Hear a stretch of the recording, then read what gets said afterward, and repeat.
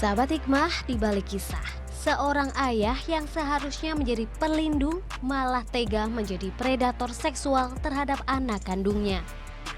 Tersangka berinisial A, warga Jebres, Solo, Jawa Tengah, memperkosa anak kandungnya yang masih di bawah umur. Tak hanya sekali, perbuatan bejatnya diulangi hingga sebanyak 8 kali. Yang makin miris, setiap melakukan perbuatannya, A mengancam sang anak. Mulai dari tidak akan diberikan telepon seluler untuk belajar daring, hingga ancaman akan dianiaya jika menceritakannya pada orang lain. Kelakuan bejat ini terkuak setelah korban berani bercerita kepada temannya. Sang teman lalu menceritakannya pada ibu dan paman korban. Laporan kepada polisi pun dibuat. Sang ayah bejat pun dicokok polisi dan mengakui semua perbuatannya.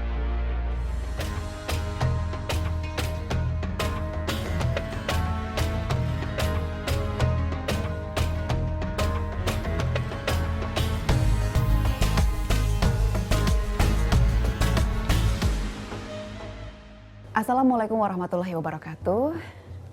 Alhamdulillah pagi ini kita berjumpa lagi sahabat hikmah bersama saya Rahmah Yunidia dan sudah ada Ustadz Wijayanto. Apa kabar Pak Ustadz? Alhamdulillah senantiasa baik dan insya Allah anak saya terjaga nggak seperti yang di kasus itu. Itulah Pak Ustadz, rasanya hancur sekali hati ini kalau setiap kali melihat ada berita seperti itu. Dan belakangan ini sering Ustadz, jadi ayah menzolimi anaknya sendiri, memperkosa anaknya sendiri. Masya Allah, biasa. Orang memperkosa itu sendiri sudah perbuatan dosa besarnya luar biasa. Bahkan kalau dalam Islam, pemerkosaan itu kan sampai hukumnya rajam. Ya. Rajam itu, tahu nggak, itu dibenamkan tubuhnya, dilempari sampai mati. Kenapa kok dilempari sampai mati? Biar merasakan sakitnya sebagaimana dia menikmati ketika dia melakukannya. Ketika orang itu melakukan syahwat, itu kan semua adrenalin dan seluruh sarafnya menikmati. Menikmati segalanya itu, baru 5-10 menit, supaya dia merasakan itu hukuman yang setimpal. Itu semuanya. Meskipun orang yang terlanjur itu kalau dia mau tobat juga bisa aja diampuni sebetulnya. Dulu di Madinah pernah ada seorang wanita yang mohon maaf menyerahkan dirinya untuk dirajam. Kenapa? Dia khilaf. Ada seorang kafilah dagang yang lewat di situ, tiba-tiba dia hamil dengan kafilah dagang. Satu riwayat mengatakan Cina, riwayat mana, pokoknya karena ada fasilitas segala macam terjadi hamil begitu, maka tohirni. Loh, apa? Sucikan aku, kata Rasulullah. Emangnya kenapa? Saya hamil. Loh, dengan siapa? Suamimu? Enggak ada suami. Itu ada kafilah aja yang lewat waktu itu, kaya, ganteng, handsome, pokoknya itu luar biasa. Oke. Rasulullah, kamu balik dulu. Kemudian tanya pada sahabat, selidiki. Ini orang normal apa enggak? Jangan-jangan ini orang enggak waras, orang gila segala macam. Setelah sisi normal, maka datang lagi. Tohirni, saya ingin tobat. Kenapa? Karena saya orang perzina. Kata Nabi, kamu hamil. Kamu memang dosa, tetapi anakmu tidak dosa apa-apa. Anak itu kullu maulidin yuladu alal fitrah, manusia lahir dalam, bayi lahir dalam keadaan suci. Maka biarkan anakmu nanti lahir. Begitu lahir ceprat, langsung datang. Ya Rasulullah, tohirni, saya mau bertobat. Saya nggak mau disiksa di akhirat. Tapi begitu dia begitu, biarkan anakmu sudah cukup untuk diasuh orang lain. Nah setelah itu sudah cukup untuk diasuh orang lain, maka dirajam. Ketika dirajam itu, Rahmah, ada air darah itu yang mengenai sahabat lain. Darah perzina itu.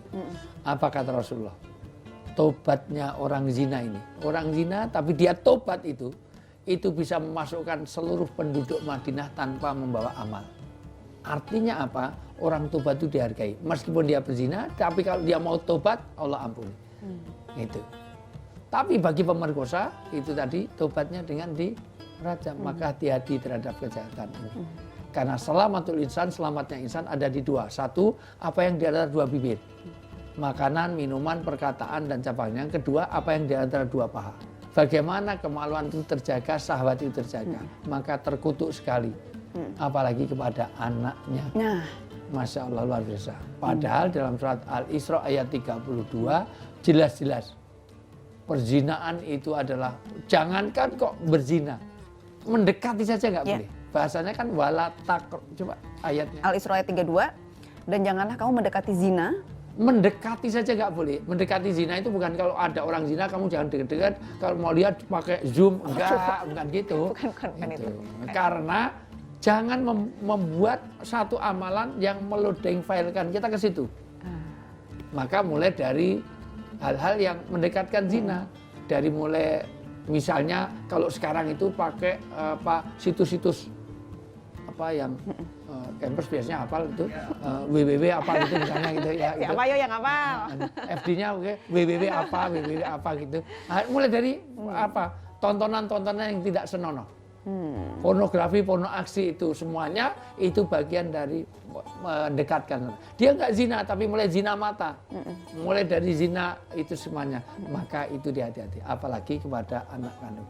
Tugas orang tua kepada anak itu bagaimana dia melindunginya, apalagi anak wanita. Dikatakan orang yang sukses memelihara 3 anak wanita yang dia solihah, maka surga akan menunggunya sebelum dia memasukinya. Masya Allah. Berbahagia sekali loh orang tua punya anak perempuan. Kenapa? Karena dulu awalnya juga ada tradisi Arab tidak hanya dizinai, dibunuh. Iya. Karena wanita tidak bisa untuk perang, tidak bisa untuk jaga suku. Dulu suasana perang seperti itu rupa antar suku, maka kalau ada wanita dibunuh, ada bayi wanita dibunuh. Nah, bagi laki-laki baru dia, bahkan dari lahir saja wajahnya beda. Kalau ada lahir laki-laki, wah kegirangan semua. Termasuk orang kita. Selalu anak pertama itu selalu preferensinya adalah laki-laki. Laki-laki. Nah, enggak, laki perempuan semuanya adalah kemuliaan. Itu amanah yang diberikan pada Allah pada kita. Maka terkutuk sekali, kurang ajar sekali. Orang tua yang seharusnya dia menjaga kehormatannya, menjaga anaknya untuk diselamatkan dunia akhirat, malah berbuat aniaya dengan diperkosa. Naudzubillah min dzalik. Nauzubillah min dzalik. Nah, ini kita berbicara soal orang tua yang tega, yang harusnya menjadi pelindung, malah kemudian menzolimi darah dagingnya sendiri. Tapi kalau yang akan kita bahas nanti, Ustadz, ini berkaitan dengan warisan. Gitu. Ini kan juga hal yang sensitif ya, Ustadz ya. Betul, betul. Kita akan bahas ini usai jeda, sahabat Iman, jangan kemana-mana.